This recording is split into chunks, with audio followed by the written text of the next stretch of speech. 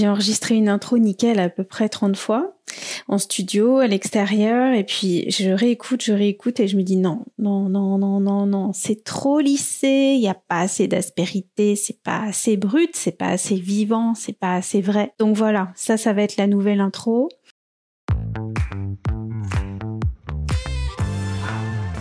Vous êtes sur le podcast Flamboyante, un podcast qui parle des femmes qui entreprennent, des femmes qui ont de l'audace, des femmes qui, à mes yeux, sont remarquables, qui incarnent parfaitement l'adjectif flamboyant d'eux. Ces femmes, elles sont plurielles parce qu'elles sont multifacettes, elles osent y aller, elles en ont sous le pied. Elles ont pris des chemins de traverse, elles sont audacieuses, elles sont sensibles, elles sont intègres. Elles tentent l'alignement, et je dis elles tentent parce que c'est pas toujours facile. Elles se respectent, elles respectent leurs valeurs, et ça me touche beaucoup. Donc ces femmes qui créent, qui entreprennent, qui créent des boîtes, qui enferment, qui proposent des nouveaux services, des nouveaux produits, qui offrent du sens, qui offrent de la valeur à nos univers, à nos vies. Ce sont ces femmes que je vais rencontrer, ce sont ces femmes que je vais interviewer et ce sont ces femmes que je vais vous présenter. Donc bienvenue sur le podcast Flamboyante, un tout nouveau podcast créé par Sabine Reynard, avec beaucoup de cœur, avec beaucoup de joie, avec beaucoup d'envie. Je vous souhaite une bonne écoute, une belle journée et je vous dis à bientôt. Vous êtes à un moment phare de votre carrière. Nouvelle stratégie, c'est une question de vie ou de mort. Ah oui, carrément. Le mot patronne, pour moi, c'est un mot très fort. Non, mais nous, les femmes, c'est pas pareil. Ah bon? Combien il te faut pour commencer? J'aime les gens qui doutent, les gens qui trop écoutent leur cœur se balancer. Et une fois qu'on est là, on est des patronnes et on s'entraide. Bouchée double sur la com. On était tous à fond. Et je pense que tout ça est aussi lié à mon syndrome de l'imposteur. Ouvrir une boîte, et pourquoi pas?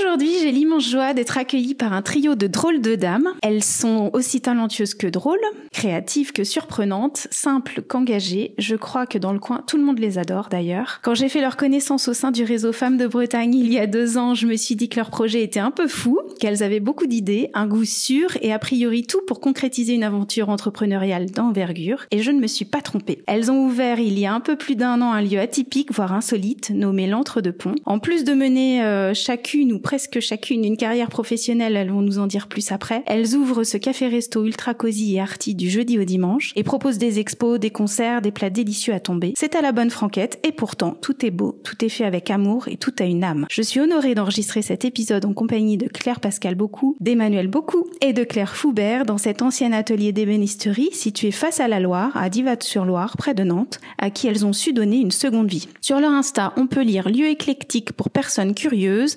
Est-ce que l'Entre-deux-Ponts est la somme de tout ce qu'elles aiment et sont? C'est la première question que j'ai envie de leur poser après leur avoir dit bonjour. Alors bienvenue Claire Pascal, Emmanuel et Claire. Oui, c'est un épisode un peu insolite puisqu'on est 3. Enfin, vous êtes 3, donc on est 4 autour de la table. D'abord, est-ce que chacune d'entre vous peut partager son humeur du jour et se présenter comme elle le souhaite? Merci déjà, c'est génial c'est super de te recevoir. Que d'éloges. Mon humeur du jour, elle est très bonne. Il fait très beau, très agréable sur les bords de Loire. C'est une journée un peu off avant de rattaquer une bonne semaine riche de concerts, de demandes, de repas, enfin voilà, une semaine à l'Entre-deux-Ponts. Chaque jour est différent et voilà, mon humeur est très bonne. Est-ce que tu peux te présenter? Ouais, moi c'est Claire Pascal et donc j'ai associée de cette grande aventure qui est l'Entre-deux-Ponts. Alors Claire? Vas-y. Bonjour, oui, merci pour tous ces éloges, c'est vrai. On ne s'attendait pas à cette intro, c'était une belle intro. Donc moi c'est Claire Foubert, partie aussi intégrante, associée. Moi, dans la boîte, Claire Pascal l'a pas dit, mais elle, c'est la cuisinière. Et moi, je suis plutôt qu'est-ce qu'on pourrait dire? Le backstage? Non, pas l'administratif et je fais pas mal de services. Et l'humeur du jour, bonne humeur. Toujours bonne humeur. Voilà, contente d'être là. Génial.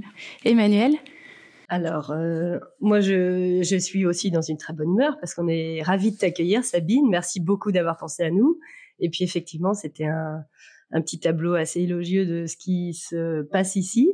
Et ça nous fait super plaisir que tu décrives ça comme ça parce que c'est ce qu'on a souhaité aussi donner une âme, en tout cas, à ce lieu.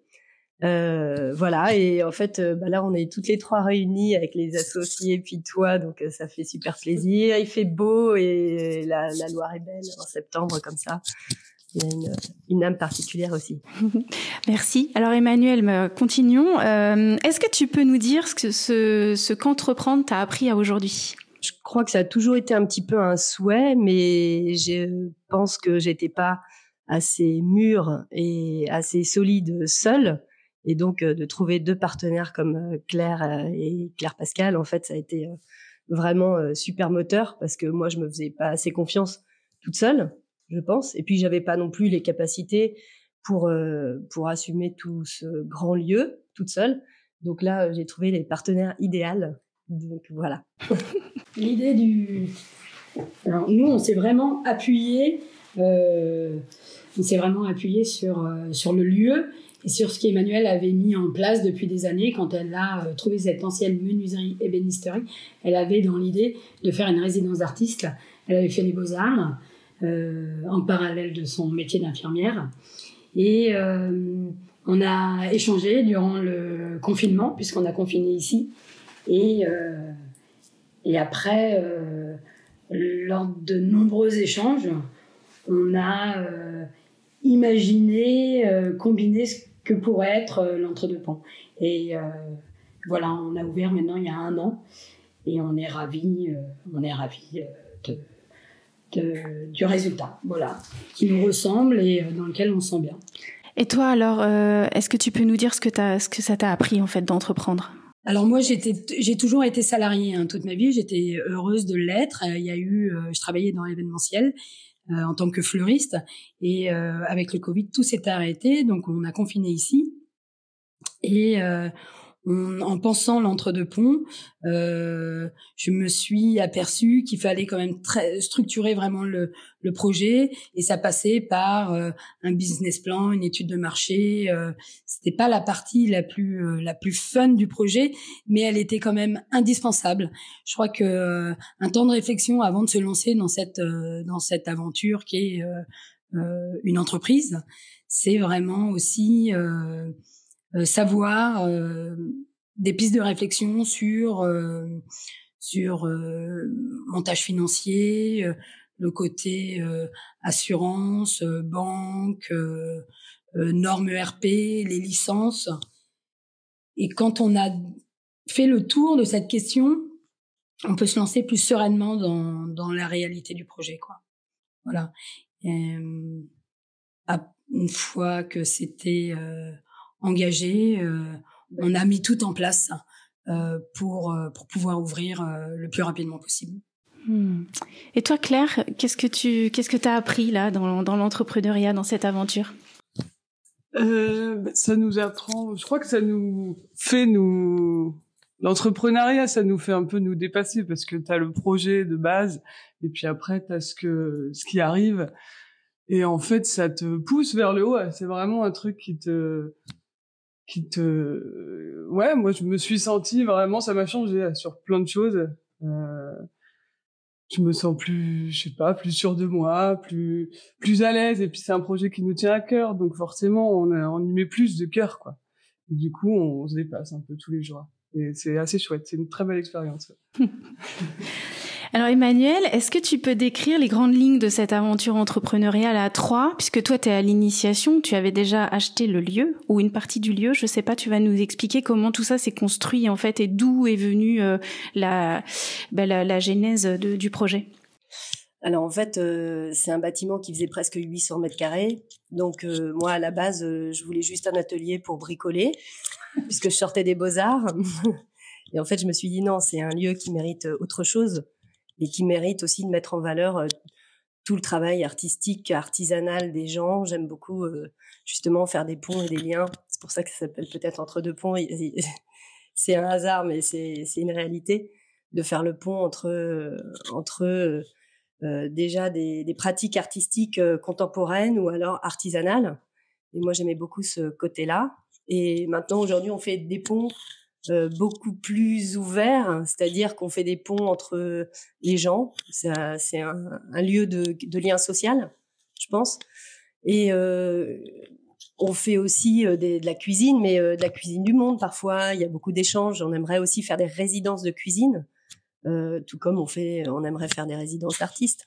Et puis après, il faut que ce soit un lieu ouvert, donc c'est pour ça qu'on a monté aussi une petite épicerie, un bar, puis un petit bistrot, quoi, une petite cuisine. Ça fait une très bonne porte d'entrée, le côté café. Mais ce que j'aime vraiment dans cet endroit, c'est vraiment la croisée de personnes qui ne se seraient pas forcément croisées. On a des profils différents. Certains viennent chercher le côté des expos, d'autres du bar, mais tout le monde se croise et ça fait une ambiance vraiment singulière tous les jours avec une âme où les gens aiment se retrouver pour chanter, des fois pour même danser, et c'est vraiment très chouette. C'est 0-100 ans, hein. Il y a des bébés, puis il y a des personnes âgées, et c'est ça qui est chouette. Donc il y a différents milieux sociaux, hein, et puis il y a différents aussi enfin il y a plein de croisements et les gens, je pense, s'y retrouvent aussi, enfin on espère. Ouais, en fonction de la proposition. Par exemple, samedi prochain, ça sera une journée sur les champs marins, sur les champs de bord de Loire. Je crois que la semaine dernière, on a eu quoi? On a eu du théâtre, on a des concerts. Donc ce sont des propositions qu'on a aussi grâce à nos clients, hein, qui sont force de proposition, qui nous proposent plein de choses. Et les expos d'art contemporain. On reviendra à la programmation après parce qu'effectivement c'est un melting pot d'art, on va dire. Pour revenir à la construction, donc oui. Toi Emmanuelle, tu avais acheté le lieu à quel moment? En 2015, donc ça fait toute seule une dizaine d'années, oui, toute seule. Okay. Donc j'y suis allée petit à petit tout en travaillant comme infirmière, ce qui a permis d'injecter aussi de l'argent dans les travaux. Donc j'ai dégrossi l'histoire et après quand les filles sont arrivées, c'est vrai qu'on a pu installer une cuisine pro, finir des toilettes aux normes PMR. Donc c'est des choses qui, moi toute seule, j'aurais pas eu l'envergure et puis ni le financement en fait toute seule. Donc c'est vrai que ça a fait décoller le projet. Voilà. Après il y a eu beaucoup de travail en amont. Mais c'était juste dégrossir l'histoire. Après, le projet en lui-même, il a été construit aussi parce que Calou a eu le temps Claire Pascal, c'est son surnom, a eu le temps de vraiment travailler sur l'essence du projet, l'écriture du projet. Ça a appris à pitcher, à déterminer, à baliser, en fait, tout ce qu'on voulait faire. En fait, on a un croisement de compétences qui est génial, c'était même presque inespéré. Claire, elle sait un peu tout faire, c'est le couteau suisse, que ce soit au niveau administratif, mais aussi au niveau bricolage. Voilà, elle te fait de la plomberie, de l'électricité. Je pense que c'était... Voilà, en fait, je crois que c'est un peu le hasard, mais on est hyper complémentaires au niveau de tout ça. Et au-delà on parlait d'histoire, et c'est marrant, je pensais à ça, en fait, c'était il y a 10 ans, j'ai acheté ce lieu-là, mais ce qui est assez drôle, c'est qu'en fait, nos grands-parents, ils étaient agriculteurs, ils avaient 14 enfants, et chez eux, en fait, il y avait toujours plein de monde. C'était la croisée des milieux aussi. Il y avait Simone qui venait avec sa mobilette chercher du pétrole ou des pissenlits. Alors le pétrole, c'était l'eau de vie de cidre, l'eau de vie de pomme. Et puis, t'avais des riches entrepreneurs qui arrivaient avec des grosses voitures. Et en fait, dans cette ferme, tu partais toujours avec une noix, une salade. On avait des grands-parents très généreux. Et il y avait toujours 10 personnes, 20 personnes autour de la table. Et en fait, cette vie, on la retrouve un petit peu ici. Et je pense, l'histoire, elle est presque écrite avant. Enfin, c'est subliminal. On s'en rend pas compte. C'est peut-être inconscient, mais il y a un truc qui se passe et qui se réalise, mais c'est parce que c'est dans ton essence, dans dans ton être. Enfin, je pense. Vous avez déjà intégré tout ça en fait dans votre vie, dans votre expérience d'enfant. Parce que ce qu'on n'a pas dit, c'est que vous êtes sœurs. Oui. Claire Pascal et Emmanuel, ça permettra aux auditeurs de comprendre.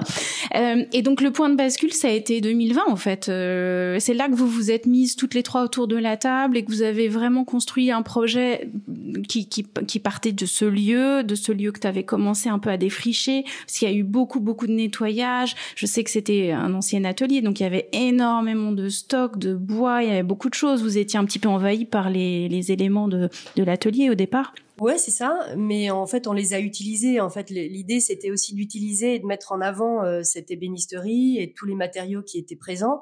Donc, par exemple, on a construit des bars, sachant qu'on voulait faire un bar. On a construit les bars avec des lits de coin, des chapeaux d'armoire. Donc, on a bricolé pas mal de choses en mettant aussi en avant des choses qui étaient présentes ici et c'est vrai que ce qu'il faut souligner, il faut avoir les capacités et le savoir-faire, notamment d'Emmanuel, pour faire du métal et pour réaliser ces tables et tout cet agencement, les compétences et les qualités également de Claire, qui est capable de faire de la plomberie, de l'électricité et de la peinture. Ça nous a vraiment aidé pour le lancement du projet. En toute honnêteté, s'appuyant sur le lieu et sur les capacités de chacune, de pouvoir lancer une entreprise d'une telle ampleur avec un financement qui était minime, quoi, qui n'était pas représentatif de ce qu'on aurait eu besoin si on avait dû le faire par d'autres. Oui, parce que là, bien évidemment, vous ne voyez pas ceux qui entendent, ceux qui écoutent le podcast, mais on est dans un lieu en fait où tout a été fait main, tout est fait maison, tout est récupéré, tout est transformé, tout est agencé d'une manière ultra originale et ultra belle, parce qu'en fait c'est de la belle facture en plus. Vous êtes non seulement vous touchez à tout, mais en plus vous êtes une pro des finitions. C'est vrai, je le dis, mais je connais bien le lieu, je peux le dire. Et ce qui est génial, c'est qu'en fait vous avez réemployé tout ce que vous aviez à disposition et vous avez aussi transformé l'usage premier de tous ces objets, de tous ces matériaux, ces éléments pour les mettre à des fins par rapport à ce que vous aviez besoin. Donc effectivement, je pense que en termes d'investissement, tu as raison de le souligner, vous êtes parti déjà avec cette histoire de récup, de recyclage sur des frais plus minimes que si vous aviez tout acheté. Et en plus, il y a une âme, c'est pour ça que je décrivais cette âme. Et c'était ce qui était ça, c'est vraiment la partie d'Emmanuel en qui on fait hyper confiance. C'est vraiment elle s'est chinée, elle s'est trouvée, elle nous ramène des trucs. Je regarde, je suis dubitative d'un chien en bronze, je suis perplexe, et intégrer des canevas avec des chiens, du Mont-Saint-Michel, tout y passe. Et je sais pas, ça match, ça marche. Et c'est presque improbable, mais on s'y sent bien. C'est quelque chose de chaleureux. C'est pour ça que des fois, certains clients disent « Ouais, votre concept », je dis « C'est pas vraiment un concept, parce que c'est vraiment quelque chose qui est très naturel en ce qui concerne la décoration, quoi. Parce que Emmanuel déjà avait mis en place, parce qu'il faut reconnaître que quand l'Entre-deux-Ponts a ouvert, on a ouvert 300 mètres carrés. Dans ces 800 mètres carrés, on est allé glaner dans la partie atelier. C'est sans fin. On pourrait rechanger la déco si on veut tous les mois. On peut aller récupérer dans l'atelier soit de la vaisselle, des horloges, des cages à oiseaux, des caméras. Elle est collectionneuse un peu compulsive. Il n'y a pas une semaine où elle ramène des trucs. Et c'est pareil pour la vaisselle. La vaisselle, c'est vrai que ça nous, on s'en rend pas compte, mais c'est hyper agréable. Ça coûte pas plus cher de manger dans une petite tasse à porcelaine fine. Voilà, c'est des petits détails. Et c'est vrai que il y a un petit côté désuet qui était un peu ringos, mais qui revient. Là, en ce moment, c'est un peu l'alignement des planètes. C'est un peu comme l'Entre-deux-Ponts. Nous, c'était. C'est vrai que maintenant, ça fait 1 an qu'on est ouvert. Il faut reconnaître que en l'espace de 1 an, on a eu énormément de sollicitations. On a fait des très belles rencontres et l'activité a doublé, a triplé, quoi. Donc, à côté de ça, il faut aussi bien prendre conscience que pour se lancer dans l'entrepreneuriat, c'est un investissement de tous les jours et avoir une capacité de travail qui est très importante. Nous, je pense que vraiment la force du projet, c'est de savoir que nous trois, on est capable de faire des journées de 15 heures, 18 heures et de les enchaîner, quoi. Et c'est ce qui fait aussi que ça marche. Et alors, justement... Mais avec le plaisir, hein, c'est pas non plus. Oui. c'est personne. L'avantage, c'est que personne ne nous l'impose. Donc, mais il y a quand même cette capacité de bosser, quoi. De se mobiliser.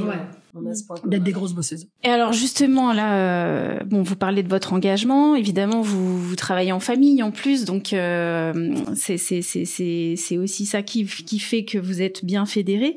Est-ce que vous avez rencontré évidemment des défis? Il y a eu des gros challenges, des moments où vous vous êtes dit non, en fait on va pas ouvrir, ou non, ça va pas marcher, ou je sais pas, est-ce que l'histoire de la licence ça a été compliqué? Je crois qu'il y a eu une histoire de trottoir. Qu'est-ce qui vous a vraiment challengé et mis dans l'embarras, et vous avez su dépasser, parce que vous avez parlé de préparation. Il y a quoi? Il y a 3 ans de préparation avant l'ouverture. En gros, c'est quoi? 2 ans, 1 an? Ouais, 2 ans. 2 ans, mais en parallèle, on était sur plein d'autres projets, donc travailler aussi à côté. Je dirais que chaque jour est un nouveau, chaque jour c'est un défi. Là encore, il y a quelques jours, j'ai eu une sollicitation pour moi en ce qui me concerne la cuisine sur un repas de bord de Loire broché beurre blanc, quelque chose que je maîtrisais pas bien. Donc on a un peu cette adrénaline et on veut bien faire. Donc voilà, chaque jour, je pense, chaque semaine, en fonction des événements, en fonction de nos demandes, des demandes qui sont faites, du moins sur la partie cuisine, en sachant que je ne suis pas cuisinière, c'est toujours un petit défi, quoi. Et la restauration, ça reste aussi un moment du coup de feu avec l'envoi de temps de couvert, quoi. Et ça, c'est ma partie. Mais alors, est-ce que tu aimais la cuisine? Est-ce que tu cuisinais déjà beaucoup? Est-ce que moi, j'ai toujours aimé cuisiner. J'ai toujours aimé cuisiner. Et dans l'idée, c'était vraiment des planches et des frites. C'était vraiment une petite restauration. Et au fur et à mesure, j'ai pris confiance en moi et j'avais envie aussi de proposer des...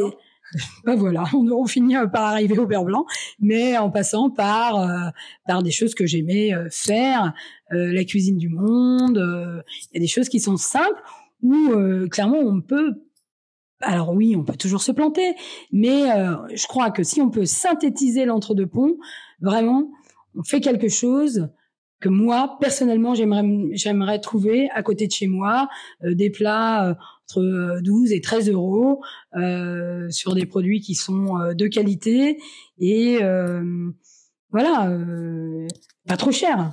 Donc les gens, je pense, et généreux.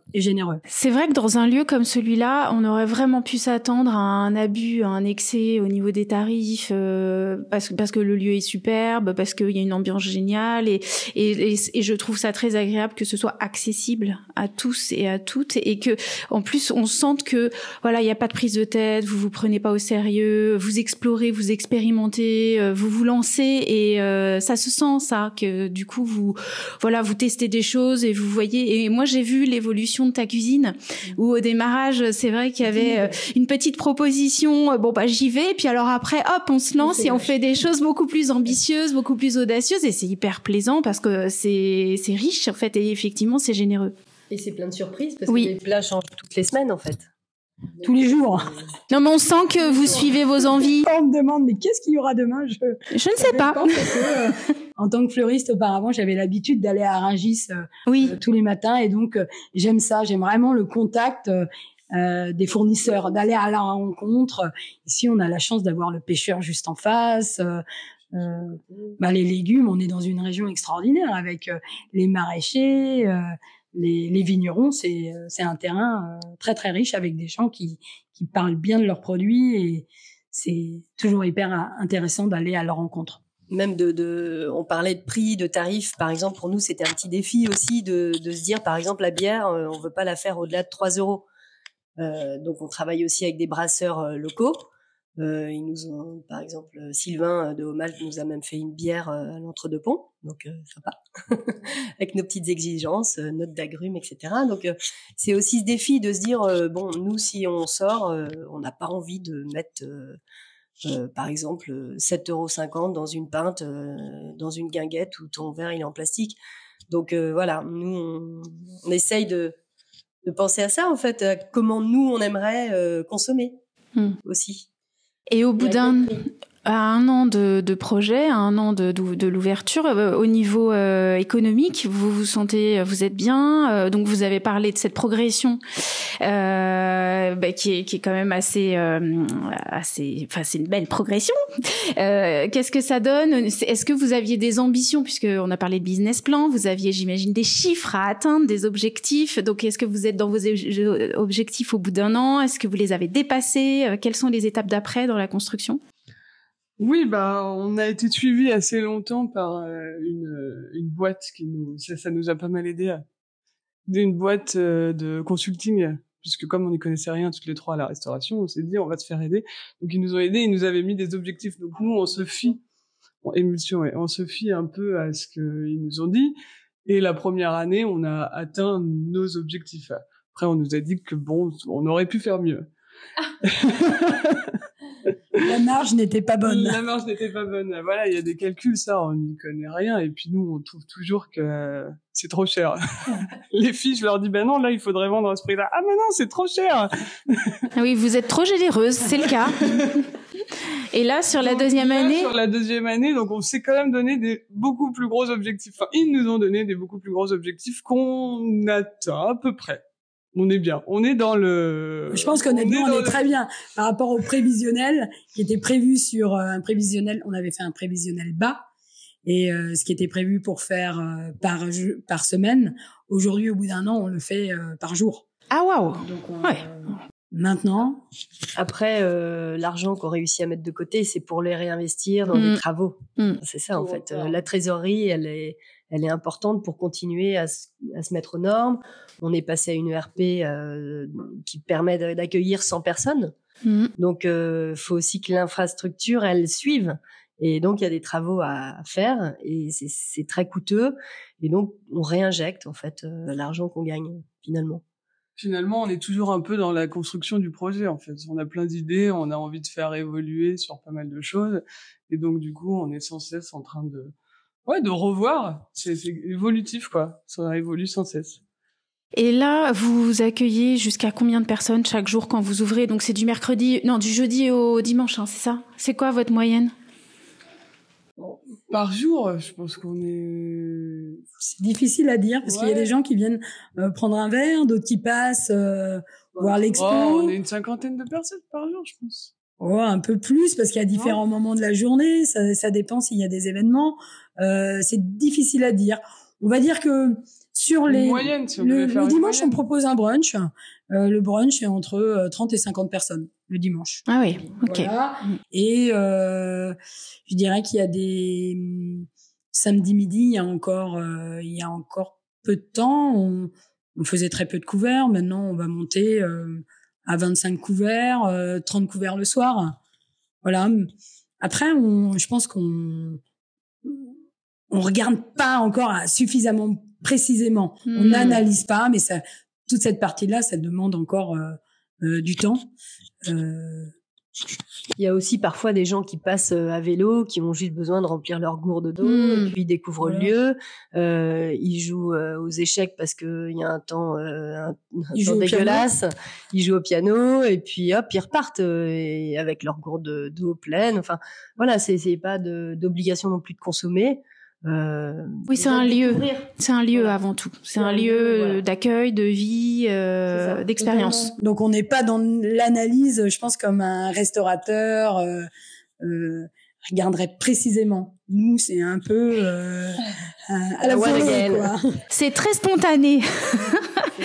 Est-ce que dans la prise de décision, dans la gestion entre vous trois, comment ça se passe? Est-ce qu'il y a des tensions par moment? En plus, vous êtes sœurs.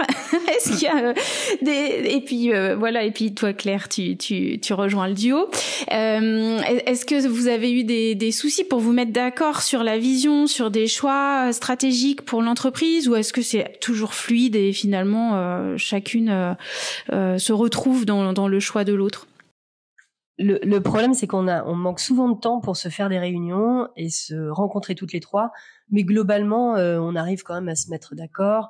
Il y a des questionnements parfois. C'est est-ce que on a les moyens, par exemple, d'inviter un artiste à faire tel concert parce que il faut de l'argent aussi et ça coûte. Et donc après, c'est des discussions qu'on a assez rapidement en fait. Oui. Oui. On fait le point, on fait le tour rapidement. Vous tranchez vite et vif. Oui, déjà toi, oui, il y a deux contre une forcément. Non, l'idéal, Tout ce le monde serait est de se d'accord. faire des réunions toutes les semaines, de vraiment se poser et d'avoir un temps. Et on se voit tout le temps, mais souvent c'est en coup de vent. Donc, au fur et à mesure, je crois que les rôles, moi je m'occupe plus de la partie cuisine, Emmanuel de la programmation artistique, et Claire s'occupe en fait, elle va être... on fait un peu naturellement aussi la même chose, parce que la programmation artistique, Claire l'a fait autant que moi, ou Calou peut-être un peu moins parce que t'es plus prise en cuisine. Mais sur tout ce qui est artistique... sur l'art...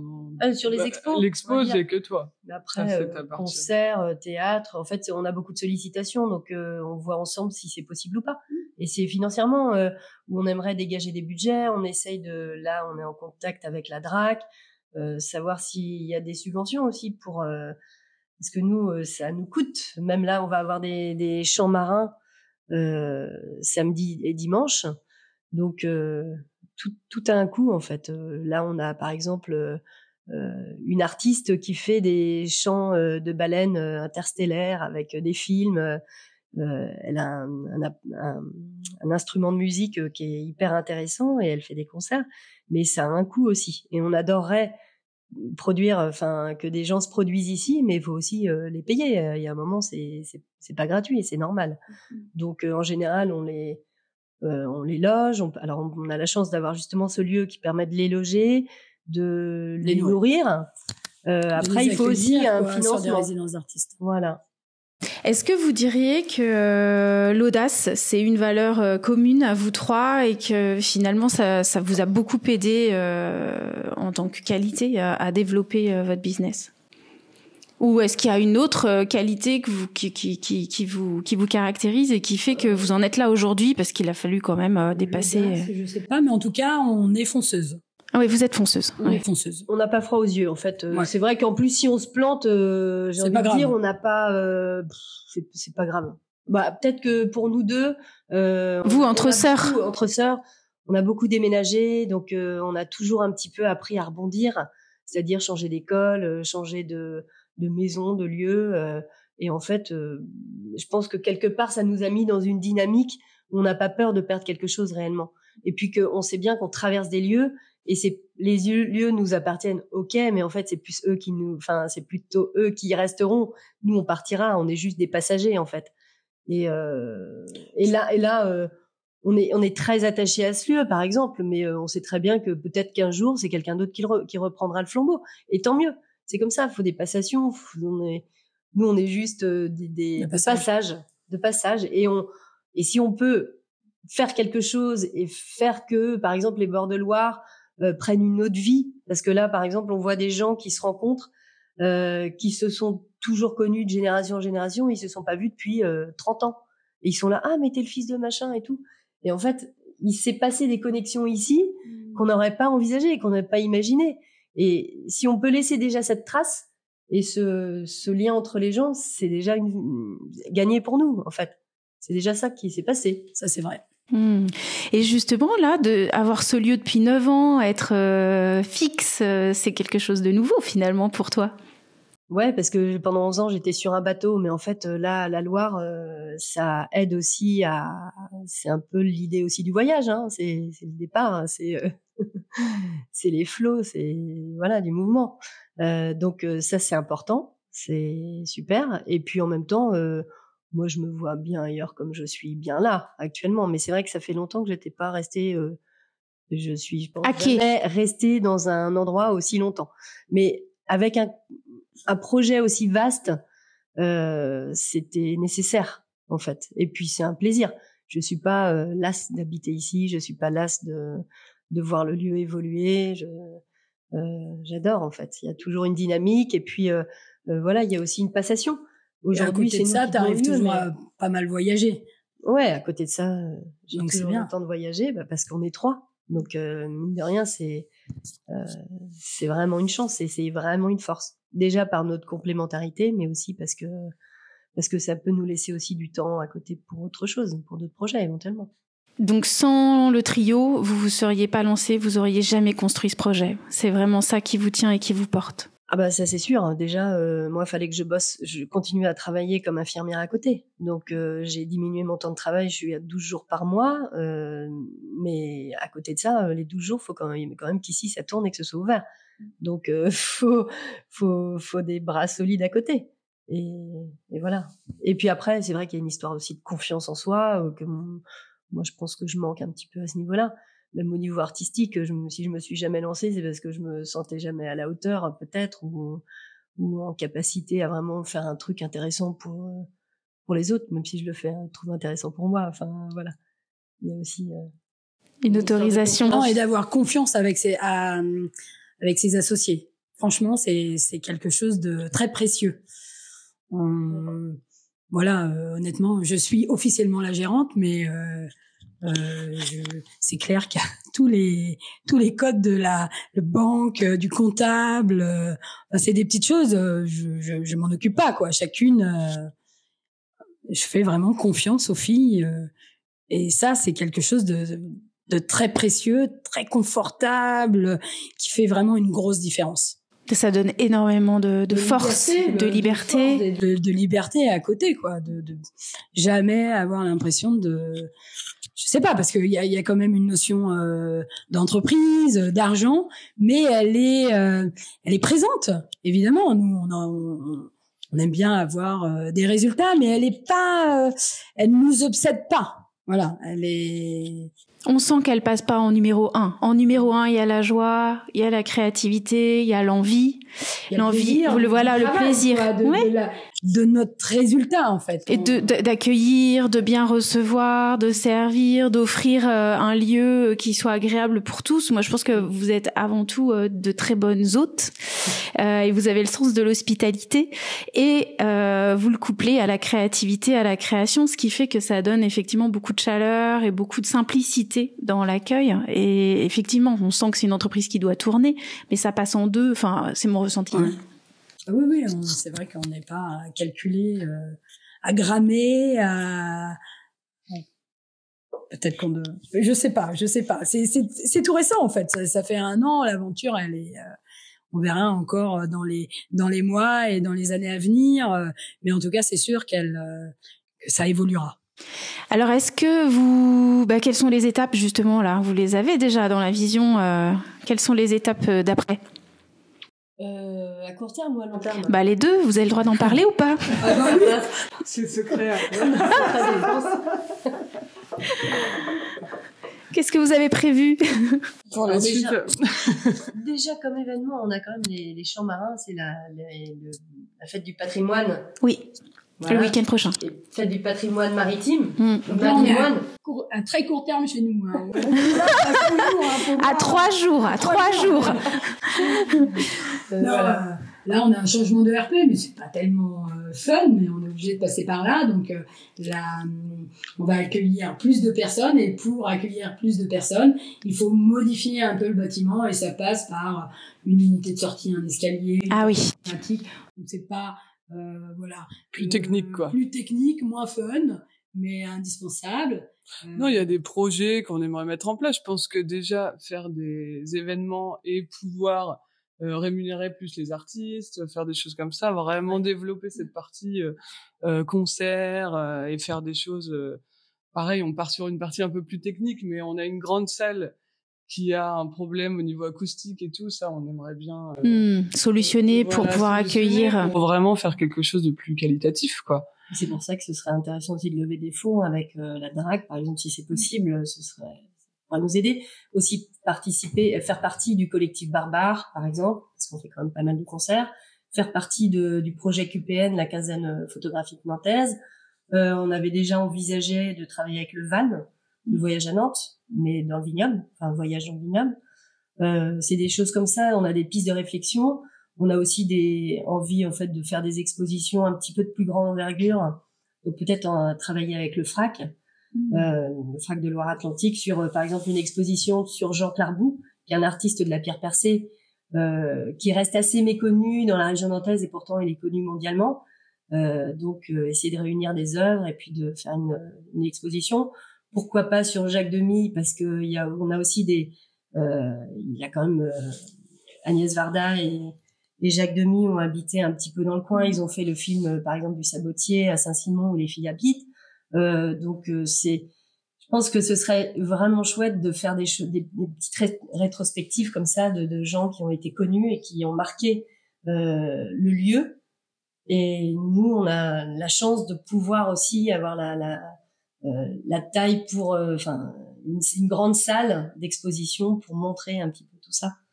Donc voilà. Et est-ce que il vous reste des mètres carrés à éventuellement mobiliser? J'imagine que vous avez aussi des projets pour réhabiliter certaines zones de l'atelier, ou pas? Ça restera à votre espace Oui, en fait, en bas, il y a toute une partie atelier et c'est vrai que c'est un projet aussi peut-être à très long terme, on ne sait pas encore parce qu'il y a encore des mises aux normes, c'est ça le problème. Mais de mettre à disposition des ateliers pour justement accueillir des gens qui pourraient travailler le métal, le bois, la céramique, et pas par notre biais à nous, mais c'est-à-dire d'inviter des artistes qui peuvent accompagner des projets. Par exemple, moi j'ai envie de faire une table, mais je sais pas comment m'y prendre. J'ai tel dessin, je travaille le dessin avec, et puis je construis ma table sur une année, par exemple, et j'apprends un petit peu la soudure. Donc c'est se faire confiance aussi. Comment des femmes, par exemple, il y en a beaucoup qui ne se font pas confiance non plus pour utiliser une perceuse, mettre une cheville, comment je fais, comment j'accroche mon tableau. Et donc, plutôt que de faire appel à quelqu'un, c'est apprendre à le faire. Et voilà, donc ce genre d'accompagnement, on aimerait bien le mettre en place. Mais on verra plus tard parce que ça prend aussi beaucoup de temps. Mais on aurait l'espace pour le faire. Et il faut encore une personne dédiée pour cette partie-là parce que c'est effectivement très chronophage. C'est-à-dire que il faut juste coordonner les choses. Après, c'est les animateurs d'atelier, eux, c'est eux qui animent leur atelier. Ils sont responsables de leur atelier. Nous, on met à disposition un lieu. Eux, ils ont leurs matériaux, ils ont leur matériel, voilà. Et puis leur idée de construction. Et puis, il y a aussi cet espace dans lequel on est actuellement, qui est comme un petit appartement, enfin, ça fait 45 mètres carrés, mais qui pourrait être l'objet de... Alors, on a des pistes. Soit c'est privatiser un lieu pour accueillir, par exemple, 10, 15 personnes pour un événement, un baptême, une communion, un anniversaire, peu importe. Mais ça privatise un lieu. Ou alors de le mettre pour des gens qui font de la sophrologie, de la naturopathie, yoga, un peu cabinet bien-être, quoi. Cabinet bien-être. Et en fait, on loue l'espace et les gens se débrouillent aussi avec cet espace pour faire leurs ateliers. Parce que des fois, c'est plus confortable d'avoir un atelier à l'extérieur de chez soi que de payer toute l'année un atelier, un endroit, un espace. Donc là, par exemple, tu loues une demi-journée et puis tu peux faire ton atelier yoga, comme tu dis. Donc, c'est des pistes. Oui, il y a beaucoup d'opportunités encore à creuser avec ce lieu. Oui, et puis il y a la Loire aussi. Oui. La Loire, on aimerait bien faire des choses avec la Loire aussi. Il y a ce projet qu'on aimerait développer, peut-être pas nous, mais trouver du monde pour animer, peut-être faire des choses en bateau, même la Loire à vélo, ramener, on avait pensé à un atelier réparation vélo. Enfin, on a plein d'idées, quoi. C'est le début. Bah oui, c'est le début.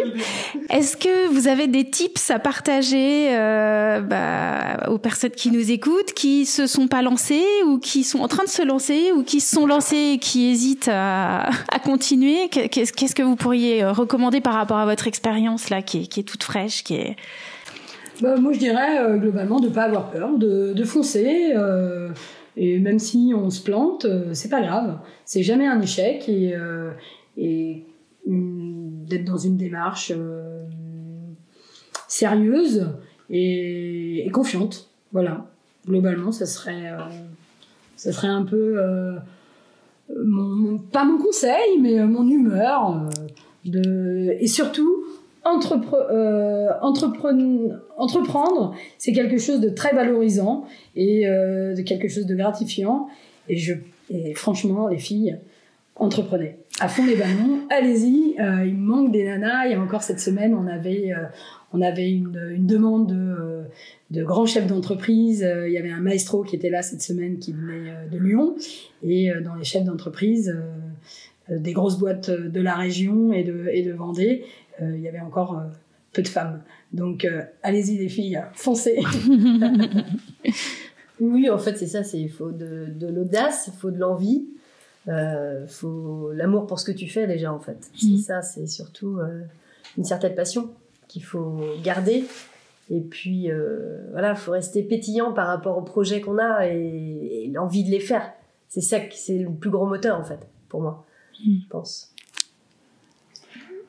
Un conseil, ouais, je dirais bien s'entourer aussi. C'est important quand on fait un projet comme ça d'avoir nous, on a eu la chance de trouver toutes les trois et d'avoir des personnes derrière qui nous motivent et malgré nos doutes, qui sont toujours là et de trouver des gens aussi, pas avoir peur de prendre conseil sur certaines personnes, quoi, et écouter les conseils. Et est-ce que vous avez une ressource, je sais pas, un film, un livre, une expo, puisque là on est dans la créativité, dans la création, dans l'artistique. Est-ce que vous avez une ou plusieurs ressources à nous partager qui vous nourrissent, vous, et qui vous permettent de garder votre cap, justement? Moi actuellement, par exemple, je parlais de Guillaume Gouérou qu'on expose en ce moment, qui fait de l'art contemporain, mais qui est aussi très entrepreneur, parce que l'art, on sait bien que être plasticien aujourd'hui, c'est quand même très complexe. Et il travaille à côté, il fait du vin en Géorgie, il fait du vin nature dans des amphores en terre cuite, et il arrive à combiner les deux et à nourrir aussi, à continuer à faire des projets artistiques parce que justement il dégage un petit peu d'argent de cette double activité et c'est ça en fait, faut être mobile, faut être inventif et rien lâcher, parce que surtout dans l'art, je trouve que c'est tellement compliqué pour les artistes plasticiens qui sont pas comme dans le théâtre où on peut être comment on dit, intermittent du spectacle et puis avoir une certaine rémunération.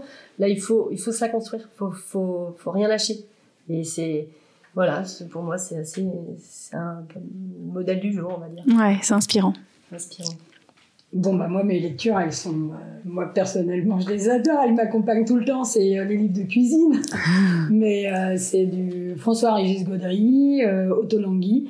Je passe mon temps avec des bouquins ou pas mal sur Internet à essayer de regarder des techniques pour lever le brochet, le poisson. Voilà, c'est un peu... ta Bible.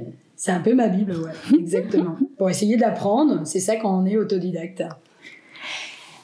Est-ce que alors qui vous aimeriez entendre sur ce podcast? Est-ce que vous avez des idées de personnes que je pourrais inviter qui vous inspireraient?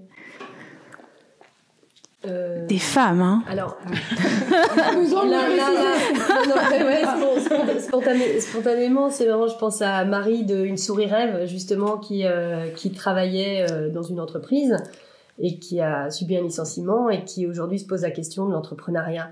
Et comment tu te fais confiance et qu'est-ce que tu fais, parce qu'elle a plein de cordes à son arc, elle sait faire plein de choses, mais après il n'y a pas que ça, il n'y a pas que le savoir-faire, il y a aussi tout ce qui va derrière, le positionnement, la confiance, ouais, tout à fait. Et ouais, je pense à elle tout de suite. D'accord. Bon bah, elle fait plein de choses. J'irai à sa rencontre alors. Alors pour vous retrouver, c'est assez simple. Hein. On peut vous suivre sur Instagram à l'Entre-deux-Ponts et puis évidemment, on vient à Divatte-sur-Loire pour vous rencontrer. Donc du jeudi au dimanche, c'est grand ouvert. Vous êtes face à la Loire. Là, il fait un temps magnifique, donc c'est le moment de venir. Vous fermez l'hiver. Hein. Il y a une petite pause. Hein. Ouais, on va fermer cet hiver. Recharger les batteries, essayer de continuer aussi sur la programmation à venir, sur les travaux. Donc c'est pas non plus un arrêt, voilà. Mais pour nous, c'est aussi trouver un bon équilibre sur une année de recharger les batteries. Et c'est aussi la vraie raison aussi, c'est parce qu'on n'a pas de système de chauffage pour l'instant. On a juste un poêle à pellets qui nous permet de stabiliser la température jusqu'à mi-décembre, mais sinon c'est un peu complexe et puis voilà, c'est encore un budget qui est considérable. À venir un jour. Voilà dans les projets. Eh bien, je vous remercie toutes les trois. Merci sincèrement pour ce moment que vous avez consacré à Flamboyante. Et je vous souhaite beaucoup de créativité et de développement de tous les projets concrets et plus abstraits pour ce lieu et puis pour vous trois. Merci Sabine. Merci. Ouais, merci beaucoup Sabine d'être venue jusqu'à nous et d'avoir pensé à nous aussi. Hein. C'est gentil. Avec grande joie. Allez, c'est la fin.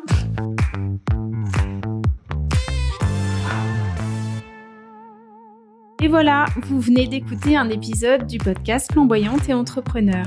Si vous avez aimé, je vous remercie par avance d'aller déposer un avis 5 étoiles avec un commentaire sur Apple Podcast, de bien évidemment partager cet épisode sur l'ensemble de vos réseaux, d'envoyer le lien à votre tante, à votre amie, n'hésitez pas. Et si vous avez une super idée d'une femme flamboyante que je pourrais interviewer, envoyez-moi son nom et ses coordonnées s'il vous plaît.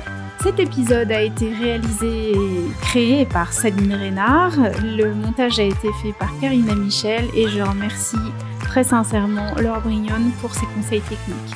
Si vous souhaitez me joindre, si vous avez vous-même envie de vous lancer dans l'entrepreneuriat, si vous souhaitez recevoir des conseils à propos de votre positionnement, de votre posture, de l'identité de votre marque, de comment créer vos offres, de comment révéler votre univers de marque et votre identité en vous rendant visible et accessible, n'hésitez pas à me rejoindre au www.sabinereynard.com et puis vous pouvez me joindre sur toutes les plateformes d'ici là.